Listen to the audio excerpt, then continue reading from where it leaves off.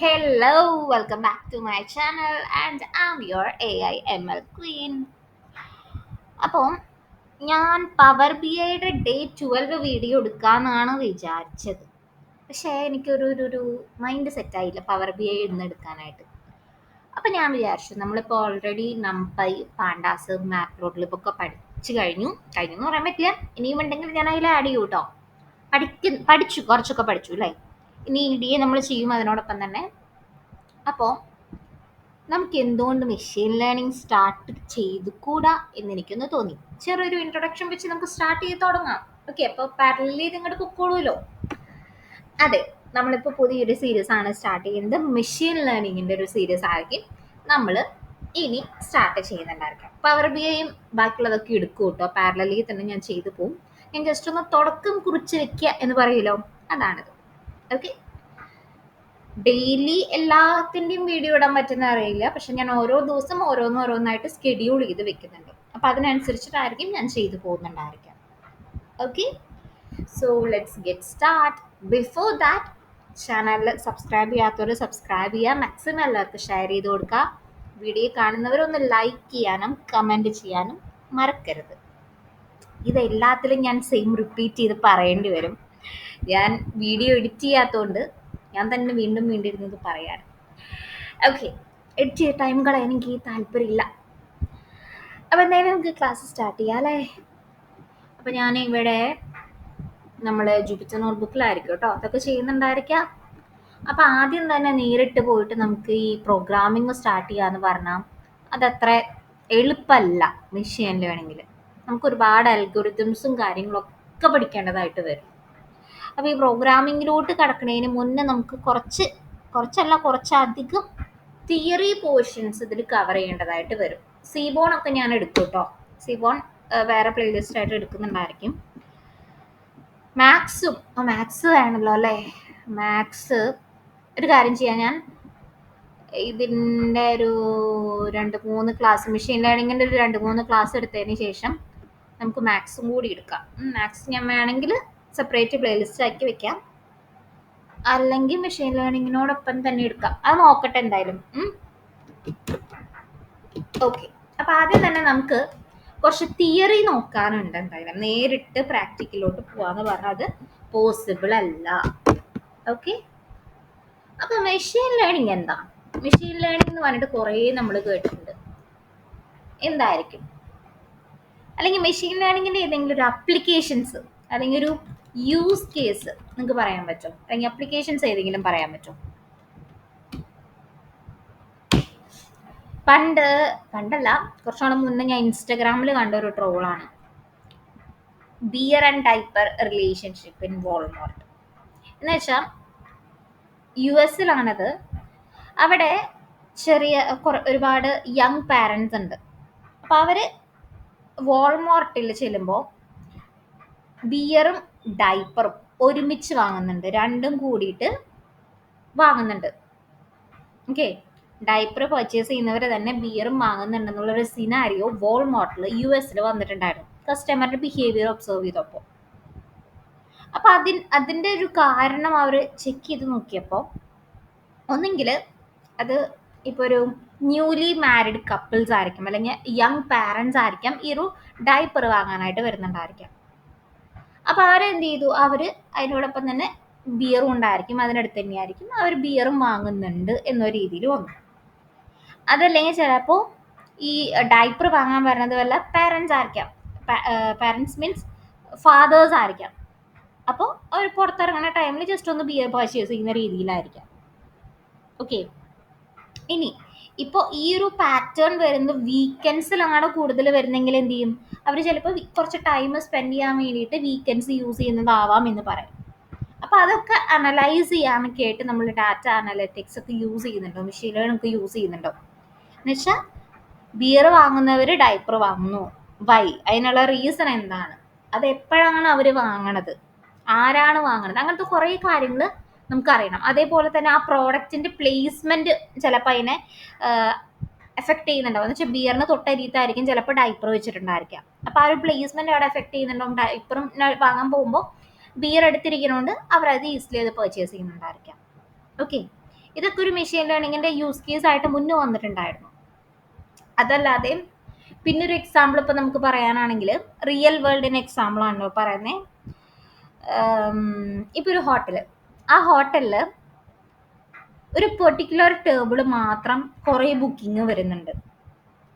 Restaurant, അവിടെ ഒരു particular table അല്ലെങ്കിൽ പെർട്ടിക്കുലർ റൂമിന് മാത്രം കുറേ ബുക്കിംഗ് വരുന്നുണ്ട്. ചിലപ്പോൾ എന്തായിരിക്കാം, ആ റൂമിൽ നിന്ന് ബെസ്റ്റ് വ്യൂ ആയിരിക്കാം നമുക്ക് കിട്ടുന്നുണ്ടായിരിക്കാം. ഓക്കെ, അതല്ലെങ്കിൽ അതൊരു പ്രസിഡൻഷ്യൽ സ്യൂട്ട് ആയിരിക്കാം. അങ്ങനെ പല കാര്യങ്ങളും നമുക്ക് വരുന്നുണ്ടാവും. അത് റിയൽ വേൾഡ് യൂസ് കേസസ് ആണ് ഞാൻ പറഞ്ഞത്. അതല്ലാതെ മെഷീൻ ലേണിങ്ങിന്റെ അപ്ലിക്കേഷൻസ്, ഏതൊക്കെ അപ്ലിക്കേഷൻസ് വരുന്നുണ്ടായിരിക്കും? നമുക്കൊരു എക്സാമ്പിൾ പറയാൻ പറ്റുന്ന അപ്ലിക്കേഷൻസ് ഏതൊക്കെയായിരിക്കും? ഒന്ന് പറയാൻ നമുക്ക് റെക്കമെൻഡേഷൻ സിസ്റ്റം എന്ന് വെച്ചാൽ ഈ ആമസോണിൽ, ഈ സ്പോട്ടിഫൈയിലൊക്കെ റെക്കമെൻഡേഷൻ വരുന്നുണ്ടായിരിക്കും. ഇപ്പൊ ഞാൻ കീബോർഡിൽ എന്തെങ്കിലും ടൈപ്പ് ചെയ്തുകൊണ്ടിരിക്കുകയാണ്, ടൈപ്പ് ചെയ്യുമ്പോൾ എനിക്ക് ഓട്ടോഫില്ല് വരുന്നുണ്ടായിരിക്കും, ജിമെയിലിൽ ഓട്ടോഫില്ല് വരുന്നുണ്ടായിരിക്കും. ഇതൊക്കെ ഏതാണ്? മെഷീൻ ലേണിങ്ങിന്റെ റെക്കമെൻഡേഷൻ സിസ്റ്റത്തിന്റെ ഒരു ആപ്ലിക്കേഷൻ ആണത്. ഓക്കെ, അതല്ലെങ്കിൽ ഫേസ്ബുക്കിലുള്ള AI കമ്പോണൻസ് ഒക്കെ ഉണ്ടല്ലോ, അതൊക്കെ എന്താണ്? ഈ ഒരു മെഷീൻ ലേണിങ്ങിന്റെ അപ്ലിക്കേഷൻസിൽ നമുക്ക് പറയാനായിട്ട് പറ്റും. ഒരു എക്സാമ്പിൾ പറയുകയാണെങ്കിൽ, പണ്ട് നമുക്ക് ഇവിടെ ഫ്ലഡ് ഒക്കെ വന്ന ടൈമിൽ ഇങ്ങനെ നമ്മുടെ ഫേസ്ബുക്കിൽ നമുക്കൊരു നോട്ടിഫിക്കേഷൻ പോലെ വരുന്നുണ്ടാവും. എന്ന് വെച്ചാൽ നിങ്ങൾ സേഫ് സോണിലാണോ ഉള്ളത്, നിങ്ങളുടെ അവിടെ ഫ്ലഡ് ഉണ്ടോ, നിങ്ങൾ സേഫ് ആണോ എന്ന് നിങ്ങൾക്ക് മാർക്ക് ചെയ്യാൻ പറ്റുന്ന രീതിയിൽ എന്താണ് ഫേസ്ബുക്കിൽ വന്നിട്ടുണ്ടായിരുന്നു. അതെന്താ, അതിപ്പോ കേരളത്തിലുള്ളവർക്ക് വരുന്നുണ്ടാവാം അല്ലേ, ദുബായിലുള്ളവർക്ക് വരുന്നുണ്ടാവില്ല. ആ സമയത്ത് അവിടെ ഫ്ലഡ് ഉണ്ടായിരുന്നില്ല. അപ്പൊ എവിടെയാണോ ആ ഒരു പെർട്ടിക്കുലർ റീജിയനെ ബേസ് ചെയ്തിട്ട് നമുക്ക് എന്താണ് ആ ഒരു മെഷീൻ ലേണിംഗ് അവിടെ വർക്ക് ആവുന്നുണ്ടായിരിക്കും. അതേപോലെ തന്നെ ഫേസ്ബുക്കിൽ ഓട്ടോ ടാഗിങ് ഓപ്ഷൻസ് ഉണ്ടായിരിക്കും. എന്ന് വെച്ചാൽ ഇപ്പൊ മുന്നുണ്ടായിരുന്നു, ഇപ്പൊ ഉണ്ടോ എന്ന് എനിക്ക് അറിയില്ല, ഞാൻ ഫേസ്ബുക്ക് യൂസ് ചെയ്തിട്ട് കുറച്ചായി. മുന്നേ എന്താണെന്ന് വെച്ചാൽ നമ്മളിപ്പോൾ ഫോട്ടോസ് അപ്ലോഡ് ചെയ്യണം, അപ്ലോഡ് ചെയ്യുമ്പോൾ നമ്മുടെ ഫോട്ടോയിലുള്ള ആള് ഇന്നൊരാളാണോ എന്ന് പറഞ്ഞിട്ട് നമുക്ക് ടാഗ് ചെയ്യാനുള്ള ഒരു ഓപ്ഷൻ വരുന്നുണ്ടായിരിക്കും. കറക്റ്റ് ആ ഒരാളെ മാത്രമായിട്ട് വരുന്നുണ്ടാവും. ഗൂഗിൾ ഫോട്ടോസിൽ കാറ്റഗറൈസ് ചെയ്യുന്നില്ലേ, അതൊക്കെ എന്താണ് ഈ ഒരു ഓപ്ഷനാണ് വരുന്നത്. എന്ന് വെച്ചാൽ നമ്മളുടെ ഇമേജ് വെച്ചിട്ട് നമുക്ക് ഡിവൈഡ് ചെയ്യാനായിട്ട് പറ്റും ഗൂഗിൾ ഫോട്ടോസിൽ ഇല്ലേ. അതേപോലെ തന്നെ എന്താണ്, ഫോണിന്റെ അൺലോക്ക് ചെയ്യൽ, ഫേസ് വെച്ചിട്ട് നമുക്ക് അൺലോക്ക് ചെയ്യാനായിട്ട് പറ്റും. അതൊക്കെ എന്താണ് മെഷീൻ ലേണിംഗിൽ വരുന്നത് തന്നെയാണ്. അതേപോലെ തന്നെ ഗൂഗിൾ ലെൻസിൽ നമ്മൾ എന്തെങ്കിലും സ്കാൻ ചെയ്യുമ്പോൾ അതിനെ നമുക്ക് ട്രാൻസ്ലേറ്റ് ചെയ്യാനൊക്കെ പറ്റും. അത് ആർട്ടിഫിഷ്യൽ ഇന്റലിജൻസും ഈ NLP ഒക്കെ ഇൻക്ലൂഡ് ചെയ്തിട്ട് വരുന്ന കാര്യമാണ്. അതേപോലെ ഗ്രാമേർലി യൂസ് ചെയ്തിട്ടുണ്ടോ നിങ്ങൾ? ഗ്രാമേർലിയിലും അതെന്താണ് ഈ ഒരു മെഷീൻ ലേണിങ്ങിന്റെ അപ്ലിക്കേഷൻസ് വരുന്നുണ്ട്. ഇങ്ങനെ ഒരുപാട് സ്ഥലങ്ങളിൽ നമ്മൾ എന്ത് യൂസ് ചെയ്യുന്നുണ്ട്? മെഷീൻ ലേണിംഗ് യൂസ് ചെയ്യുന്നുണ്ടായിരിക്കും. ഓക്കെ, ക്ലിയർ അല്ലേ? ഓക്കെ, അപ്പോൾ ഒരു മെഷീൻ ലേണിംഗിൽ അല്ലെങ്കിൽ ഒരു ഡാറ്റ സയൻസിൽ അതിൻ്റെ ഒരു വർക്ക് ഫ്ലോ ചോദിക്കുകയാണ്. നമുക്കിപ്പോൾ ഡാറ്റ സയൻസ് ആണ് മെയിനായിട്ട് നമ്മൾ ഫോക്കസ് ചെയ്യുന്നുണ്ടായിരിക്കാം അല്ലേ. ഡാറ്റ സയൻസിൻ്റെ വർക്ക് ഫ്ലോ എങ്ങനെയാണ്? സെക്കൻഡ്, ഞാൻ PPT ഒന്നും പ്രസൻറ്റ് ചെയ്യാത്തതുകൊണ്ടേ, പ്രിപ്പയർ ചെയ്യാത്തതുകൊണ്ട് ഇങ്ങനെ ടൈപ്പ് ചെയ്യേണ്ടതായിട്ട് വരും. വർക്ക് ഫ്ലോ ഏറ്റവും ഫസ്റ്റ് നമ്മൾ ചെയ്യേണ്ടത്, ഒരു ഡാറ്റ അനലിസ്റ്റ് അല്ലെങ്കിൽ ഡാറ്റ സയൻറ്റിസ്റ്റ് എന്ന രീതിയിൽ ഏറ്റവും ഫസ്റ്റ് നമ്മൾ ചെയ്യേണ്ട കാര്യമാണ് ക്യാപ്ചർ ദ ഡാറ്റ. ഡാറ്റനെ കളക്ട് ചെയ്യണം അല്ലെങ്കിൽ കളക്ട് ദ ഡാറ്റ. ഓക്കെ, പിന്നീട് നമുക്ക് ചെയ്യേണ്ടതാണ് എന്ത്? Manage and clean data. Okay, ഡാറ്റനെ ക്ലീൻ ചെയ്യണം. പിന്നെയാണ് നമ്മൾ ചെയ്യുന്ന EDA നമ്മൾ പഠിക്കാൻ പോകുന്നേ ഉള്ളൂ, നമ്മൾ പഠിച്ചിട്ടില്ല. നമ്മൾ നമ്പയൊക്കെ ചെയ്തിട്ടുണ്ട്, പക്ഷെ അതിൻ്റെതായിട്ട് EDA എന്നൊരു കൺസെപ്റ്റ് ആയിട്ട് നമ്മൾ അതിൽ പറഞ്ഞിട്ടില്ല. അപ്പം അത് ഞാൻ പറയുന്നുണ്ടായിരിക്കും. പിന്നെ നമുക്ക് ചെയ്യുന്നതാണ് EDA എന്ന് വെച്ചാൽ എക്സ്പ്ലോറേറ്ററി ഡാറ്റ അനാലിസിസ് എന്ന് പറയും. പിന്നെയുള്ളത് ഫൈനൽ അനാലിസിസ്. പുറത്ത് വണ്ടികളുടെ ഭയങ്കര സൗണ്ട് വരുന്നുണ്ട്. ഓക്കെ, പിന്നെയുള്ളതാണ് റിപ്പോർട്ടിംഗ്. ഈ 5 സ്റ്റെപ്പാണ് ഒരു ഡാറ്റ സയൻസിൽ വരുന്ന മെയിനായിട്ട് വരുന്ന വർക്ക് ഫ്ലോ എന്ന് പറയുന്നത്. ഓക്കെ, അപ്പോൾ നമുക്ക് ഡാറ്റ ക്യാപ്ചർ ചെയ്യണമെന്ന് പറഞ്ഞു അല്ലേ. എവിടെ നിന്ന് ക്യാപ്ചർ ചെയ്യാം നമുക്ക് ഡാറ്റ? നമുക്ക് സോഷ്യൽ മീഡിയാസ് അത് ബെസ്റ്റ് സോഴ്സ് ആണ്. സോഷ്യൽ മീഡിയാസ് നിന്ന് കിട്ടൂല ഡാറ്റാസ്, അല്ലെങ്കിൽ ഏതെങ്കിലും ഒരു സർവേന്ന് കിട്ടുന്നുണ്ടായിരിക്കും, അല്ലെങ്കിൽ ഇപ്പോൾ ഏതെങ്കിലും നമുക്കിപ്പോൾ ഡാറ്റ സെല് ചെയ്യുന്ന കുറച്ച് കമ്പനീസ് ഉണ്ടായിരിക്കും, അവിടെ നിന്ന് നമുക്ക് ഡാറ്റാസ് കിട്ടുന്നുണ്ടാവും. അതും അല്ലെങ്കിൽ നമുക്ക് വെബ് സ്ക്രേപ്പിങ്ങിലൂടെ നമുക്ക് ഡാറ്റാസ് എക്സ്ട്രാക്ട് ചെയ്തെടുക്കാനായിട്ട് പറ്റുന്നുണ്ടായിരിക്കും. വെബ് സ്ക്രേപ്പിംഗ് ഒക്കെ നമ്മൾ പഠിക്കും കേട്ടോ. അപ്പൊ ഇങ്ങനെ പല രീതിയിൽ നമുക്ക് എന്താണ് ഈ ഡാറ്റ കളക്ട് ചെയ്യാനായിട്ട് പറ്റും. പിന്നെ നമ്മൾ എന്ത് ചെയ്യും, നമ്മൾ പഠിച്ച പാണ്ടാസ്, നംപൈ, സ്പാർക്ക് ഒക്കെ യൂസ് ചെയ്തിട്ട് ഡാറ്റനെ മാനേജ് ചെയ്യും, അല്ലെങ്കിൽ ഡാറ്റനെ ക്ലീൻ ചെയ്യുന്നുണ്ടായിരിക്കും നമ്മൾ. പിന്നെ അടുത്ത സ്റ്റെപ്പിൽ നമ്മൾ EDA ചെയ്യുന്നുണ്ടായിരിക്കും. പിന്നെ ഇവിടെ ഫൈനൽ അനാലിസിസിന്റെ ടൈമിലാണ് നമ്മളിപ്പോൾ പഠിക്കാൻ പോകുന്ന മെഷീൻ ലേണിങ്ങും ഡീപ്പ് ലേണിങ്ങും നമ്മൾ ഇംപ്ലിമെന്റ് ചെയ്യുന്നുണ്ടാവാം. ഓക്കെ. പിന്നെയുള്ളത് റിപ്പോർട്ടിങ്ങിന് വേണ്ടിയിട്ട് നമ്മൾ എന്ത് യൂസ് ചെയ്യും, ഡാറ്റ വിഷ്വലൈസേഷൻ ഒക്കെ അതിൽ ഈ റിപ്പോർട്ടിംഗ് സ്റ്റേജിൽ വരുന്നുണ്ടാവാം. ടാബ്ലൂ, പവർ BI, എക്സൽ, അതൊക്കെ യൂസ് ചെയ്തിട്ട് നമുക്ക് എന്ത് ചെയ്യാം, റിപ്പോർട്ടിങ് ചെയ്യാം. ഇങ്ങനെ 5 സ്റ്റെപ്പാണ് ഇതിലുള്ളത്, ഒരു ഡാറ്റ സയൻസ് വർക്ക് ഫ്ലോയിൽ വരുന്നുണ്ടായിരിക്കും. ക്ലിയർ അല്ലേ? ഓക്കെ. അപ്പൊ നിങ്ങൾ ചെയ്യേണ്ടത് നിങ്ങൾക്കുള്ളൊരു ടാസ്ക് ആണ് കേട്ടോ. Job duties of data scientist. ഒരു ഡാറ്റ സയന്റിസ്റ്റിന്റെ ജോബ് ഡ്യൂട്ടീസ് എന്തൊക്കെയാണ് എന്നുള്ളത് നിങ്ങൾ ഫൈൻഡ് ഔട്ട് ചെയ്യുക. നിങ്ങൾക്കുള്ളൊരു ടാസ്ക് ആണ്. Okay, fine. ഇനി ഈ ഡാറ്റ സയൻസ് എന്നുള്ളത് പറഞ്ഞത് മുന്നങ്ങനെ ഉണ്ടായിരുന്നില്ല, ഭയങ്കര ഹൈ ഡിമാൻഡും കാര്യങ്ങളൊക്കെ ഒന്നും ഉണ്ടായിരുന്നില്ല. ഒരു 2012 മെയിനായിട്ടും ഡാറ്റ സയന്റിസ്റ്റ് എന്ന് പറഞ്ഞ റോള് തന്നെ വന്നിട്ടുള്ളത്. ഓക്കെ. ഇപ്പോൾ ഒരു കുറച്ചും കൂടി ഇൻക്രീസ് ആയത് 2020 ഒക്കെ ആയപ്പോഴാണ് ഡാറ്റ സയന്റിസ്റ്റ് കുറച്ചും കൂടി എന്താണ് ഡിമാൻഡ് വന്ന് നോക്കുന്നത്. അത്രയും നാൾ മെയിനായിട്ട് ഉണ്ടായിരുന്ന ഈ സോഫ്റ്റ്വെയർ എഞ്ചിനീയറിംഗ് എന്ന് പറഞ്ഞൊരു കൺസെപ്റ്റ് ആയിരുന്നു. ഓക്കെ. അപ്പോൾ ഡാറ്റ സയന്റിസ്റ്റ് ആരാണ് എന്താണെന്നുള്ളത് നിങ്ങൾക്കറിയാം. അപ്പോൾ ആ ഡാറ്റ സയന്റിസ്റ്റിന് നമ്മൾ പഠിക്കാൻ പോകുന്ന ഒരു ടോപ്പിക്കാണ്, ഡാറ്റ സയന്റിസ്റ്റ് ആവാനായിട്ട് നമുക്ക് വേണ്ട ഒരു ടോപ്പിക്കാണ് എന്ത്, മെഷീൻ ലേണിംഗ്. അപ്പോൾ എന്താണ് മെഷീൻ ലേണിംഗ്? നമ്മളിവിടെ മെഷീൻ ലേണിംഗിൻ്റെ അപ്ലിക്കേഷൻസ് പറഞ്ഞു, ഡാറ്റ സയൻസിൻ്റെ ഒരു വർക്ക് ഫ്ലോ ഒക്കെ പറഞ്ഞു. മെഷീൻ ലേണിംഗ് ആണ് നമ്മൾ പഠിക്കുന്ന പ്ലേലിസ്റ്റ് പോലും. ഈ പ്ലേലിസ്റ്റ് പോലും മെഷീൻ ലേണിംഗ് ആണ് അല്ലേ? അപ്പോൾ ഏറ്റവും ഫസ്റ്റ് വേണ്ടതാണ് what is machine learning. What is machine learning? ML എന്ന് പറഞ്ഞാൽ എന്താണ്? What is machine learning? Machine learning എന്ന് വെച്ചാൽ കമ്പ്യൂട്ടറിന് പഠിപ്പിക്കണമെന്നാണ്. എന്നുവെച്ചാൽ നമ്മൾ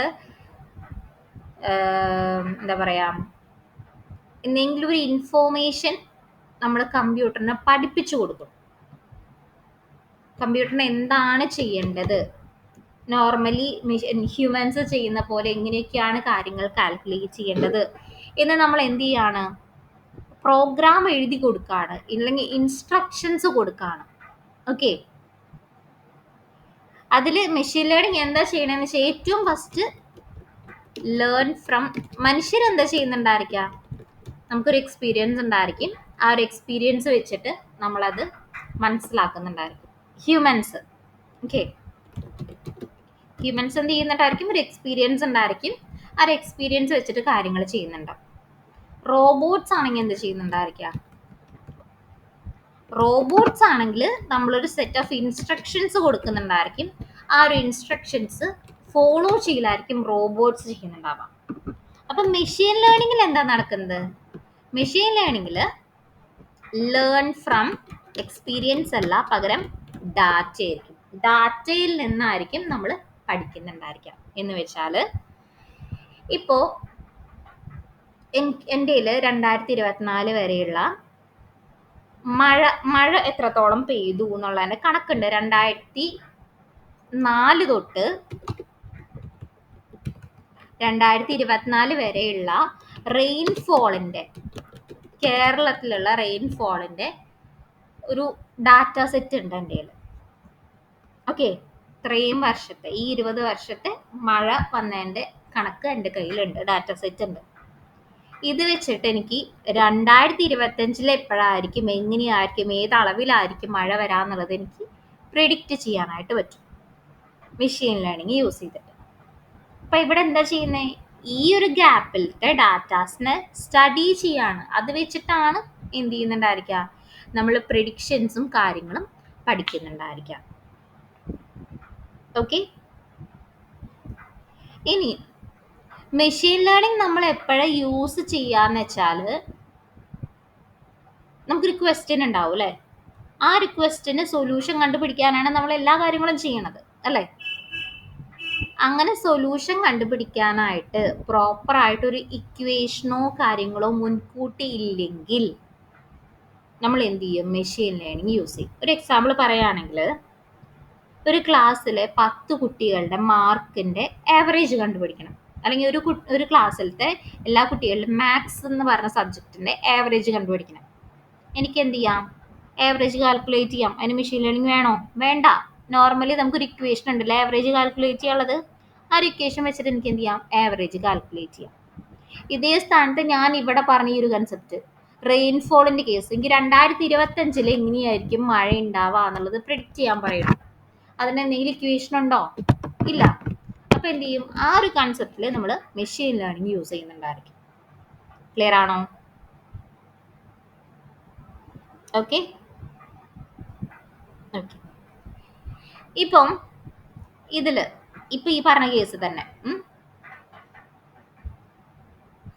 ടി പി ഇ, ഈ ഒരു 3 കാര്യങ്ങൾ എന്തൊക്കെയായിരിക്കും? ടി എന്ന് വെച്ചാൽ നമ്മുടെ ടാസ്ക്. നമുക്കുള്ള ടാസ്ക് എന്താ? മഴ പെയ്യോ ഇല്ലേ എന്നുള്ളത് നമുക്ക് പ്രെഡിക്റ്റ് ചെയ്യണം. അതാണ് എന്ത്? നമ്മുടെ ടാസ്ക്. ഓക്കെ. പി എന്ന് പറയുന്നതാണ് പെർഫോമൻസ്. നമ്മൾ എന്താണ് പെർഫോം ചെയ്യേണ്ടത്? നമ്മൾ എന്താണ് ആ മഴ പെയ്യണതിന്റെ കറക്റ്റ് പ്രിഡിക്ഷൻസ്, കറക്റ്റ് പെർസെൻറ്റേജ്, എത്രയാണ് മഴ പെയ്യുന്നുണ്ടായിരിക്കുക, എപ്പോഴാണ് എന്നൊക്കെയാണ് മഴ പെയ്യുന്നുണ്ടായിരിക്കുക, ആ ഒരു പ്രിഡിക്ഷൻസ് കറക്റ്റായിട്ടും നമ്മൾ ചെയ്യുന്നുണ്ടായിരിക്കണം. ആ ഒരു പ്രോബ്ലം ചെയ്യുന്നുണ്ടായിരിക്കണം, കാൽക്കുലേറ്റ് ചെയ്യണം അല്ലെങ്കിൽ പെർഫോം ചെയ്യണം. പിന്നെ എക്സ്പീരിയൻസ് ആണ് ഇ എന്ന് പറയുന്നത്. എക്സ്പീരിയൻസ് എന്ന് പറഞ്ഞാൽ എന്താ? Humans learn from experience, machine learning learns from data. നമുക്ക് കിട്ടിയേക്കുന്ന ഡാറ്റയാണ് എന്ത്? എക്സ്പീരിയൻസ്. അപ്പോൾ ഇവിടെയുള്ള 2004 തൊട്ട് 2024 വരെയുള്ള ഡാറ്റ നമുക്ക് കിട്ടിയിട്ടുണ്ടല്ലേ? ആ ഒരു ഡാറ്റയാണ് എന്ത്? നമ്മുടെ എക്സ്പീരിയൻസ് എന്ന് പറയുന്നത്. ക്ലിയർ അല്ലേ? ഓക്കെ. ഓക്കെ. ഇനി നിങ്ങൾക്ക് ML കുറച്ച് ഫസ്റ്റ് കുറച്ച് ടഫ് ഉണ്ടായിരിക്കും. തിയറി പോർഷൻസ് കുറച്ച് ടഫായിരിക്കും. എന്നാലും നമുക്ക് എന്ത് ചെയ്യാം? പതിയെ പതിയെ അത് മാനേജ് ചെയ്ത് കറക്റ്റ് ആക്കിയിട്ട് പോകാം കേട്ടോ. ഇനി ഇപ്പൊ ഇതില് നമ്മൾ അപ്ലിക്കേഷൻസ് പറഞ്ഞതിൽ കോമൺ ആയിട്ട് ഇപ്പോൾ കുറച്ച് നമുക്കറിയുന്ന അപ്ലിക്കേഷൻസ് ആണ് ഇതൊക്കെ അല്ലെ? റെക്കമെൻഡേഷൻ സിസ്റ്റം, ഫേസ്ബുക്കിന്റെ ഓട്ടോ ടാഗിങ്, അല്ലെങ്കിൽ AI കമ്പോണൻസ്, ഫോൺ ലോക്ക്, പിന്നെ ഗ്രാമർലി അല്ലേ? ഇതിന് പുറമെ എന്തൊക്കെ ഉണ്ടായിരിക്കും? ഇമേജ് പ്രോസസ്സിങ്, കമ്പ്യൂട്ടർ വിഷൻ ഒക്കെ കേട്ടിട്ടുണ്ടായിരിക്കും നിങ്ങൾ ചിലപ്പം ഇങ്ങനെ എന്താ ഒരു വീഡിയോ കണ്ടിട്ടുണ്ടായിരിക്കും ഇൻസ്റ്റഗ്രാമിലൊക്കെ. ഒരു ആള് ഇങ്ങനെ മുഖം സ്കാൻ ചെയ്തിട്ട് അതിൽ എത്ര വയസ്സ്, ഏതാണ് ആളുടെ എക്സ്പ്രഷൻ, ഏതാണ് ചെക്ക് ചെയ്യണത്. അതിന്റെ ബാക്കിൽ ഒരു ഗോസ്റ്റ്, അൺനോൺ ജെൻഡർ, ഇത്ര വയസ്സ്, 110 വയസ്സ് എന്നൊക്കെ പറഞ്ഞിട്ട് അങ്ങനെ കേട്ടിട്ടുണ്ടായിരിക്കും. അതെന്താ? ഫേസ് റെക്കഗ്നീഷൻ ആണ് അതിൽ വരുന്നത്. മോഷൻ ഡിറ്റക്ഷൻ, ഒബ്ജക്ട് ഡിറ്റക്ഷൻ, അതൊക്കെയാണ് അതിൽ വരുന്നുണ്ടായിരിക്കുക. അതേപോലെ തന്നെ നമ്മൾ ബയോളജി സൈഡിലോട്ട് കയറുമ്പോൾ കമ്പ്യൂട്ടേഷണൽ ബയോളജി വരുന്നുണ്ടാവും. അല്ലെങ്കിൽ നമുക്കിപ്പോൾ tumour detection, drug discovery, DNA sequencing, അങ്ങനെ ഒരുപാട് കാര്യങ്ങൾ നമ്മൾ ബയോളജി സൈഡിലോട്ട് യൂസ് ചെയ്യുന്നുണ്ടാവും. അതല്ലെങ്കിൽ നമ്മൾ പിന്നെ എന്താ ഓട്ടോമോട്ടീവിൽ യൂസ് ചെയ്യുന്നുണ്ടാവും, എയറോസ്പേസിൽ യൂസ് ചെയ്യുന്നുണ്ടാവും. ഓക്കെ. ഇങ്ങനെ പല കാര്യങ്ങളും നമ്മൾ എന്ത് യൂസ് ചെയ്യുന്നുണ്ടാവും? മെഷീൻ ലേണിങ്ങിന്റെ അപ്ലിക്കേഷൻസ് നമുക്ക് വരുന്നുണ്ടായിരിക്കും. Okay, fine. ഓക്കെ, ഇതൊക്കെ ഞാൻ ജസ്റ്റ് ചെറിയൊരു ഇൻട്രോ പറഞ്ഞതാണ്. അപ്പൊ നിങ്ങൾ ചെയ്യേണ്ടത്